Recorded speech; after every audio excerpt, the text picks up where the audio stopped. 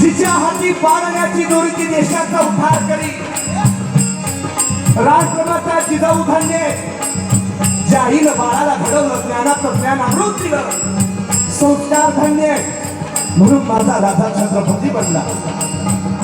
राजांनी सवंगडी जमा केली आणि त्या रायरेश्वराच्या मंदिरामध्ये भगवान शंकराच्या पिंडीवरती रक्ताचा अभिषेक करून स्वराज्य स्थापनेची शपथ घेतली. ते होते संस्कार राष्ट्रमाता जिजाऊ यांचे.